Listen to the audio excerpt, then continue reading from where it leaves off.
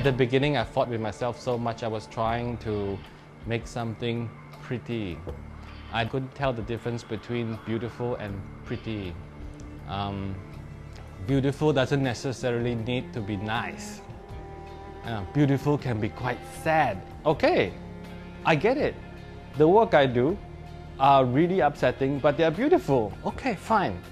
So what really worked then was they started to sell, and I could pay my bills, which comes back to this fundamental question: are you a commercial artist or fine art artist?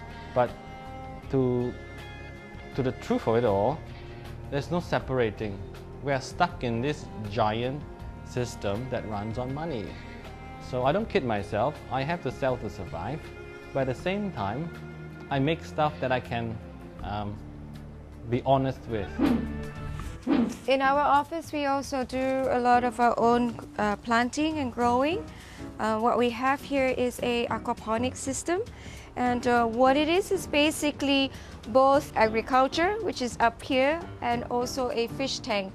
So what happens is the water from the fish tank is pumped up to the grow bed, and the water helps grow the vegetables, and the vegetables absorb all the nutrients from the water and release back clean water to the fish. So this is one way we practice sustainability. Hopefully our fish will get bigger.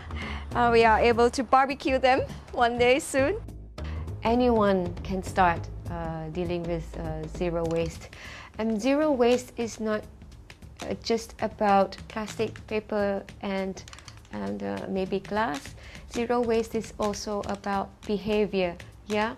For instance, a simple thing we always forget to do is switch off the lights. Or even, when we're charging our phone or iPad or iPhone, we take out the phone but we forget to switch off the electrical socket. And that is wasting energy. Finally, in 1993, I was invited to head the Malaysian AIDS Foundation as chairman of the board of trustees, ostensibly to raise funds. And I accepted the job. It's a volunteer job, and really that was the beginning of my journey to really become a almost full-time activist, because I realized that raising money for HIV was not as easy as all the previous fundraising that I used to do, for orphanages or for disabled and all that.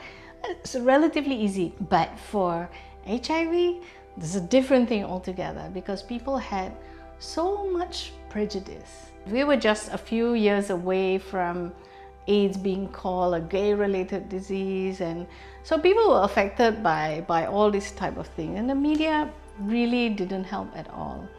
And in Malaysia, the problem was mostly among drug users at the time. And that's also very stigmatized community, etc. It's always viewed as a criminal problem, etc. So there's a lot to overcome.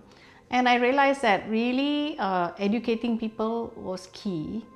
And to do that, I had to educate myself. So that's basically what I set about to do. And I educated myself not just from all the experts, the professors and the doctors and researchers, etc., but also people who are directly affected, the communities, drug users, sex workers, transgender people, the gay community, refugees, migrant workers, etc. Those were my teachers, and I realized that there's so much misunderstanding. It's a very simple problem in a way of a virus that just wants to go from one human being to another, and that what we do is what facilitates it or not.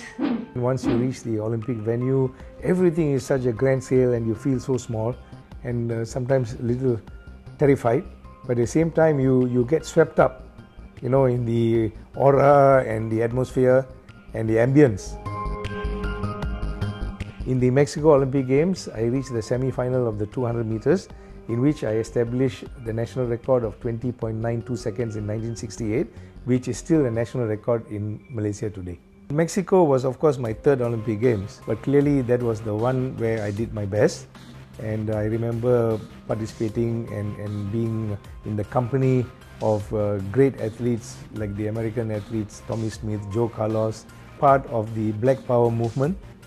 And for their own reason, they decided to make a demonstration of their belief at the victory ceremony. You would remember the pictures, and of course it caused a lot of problem for them.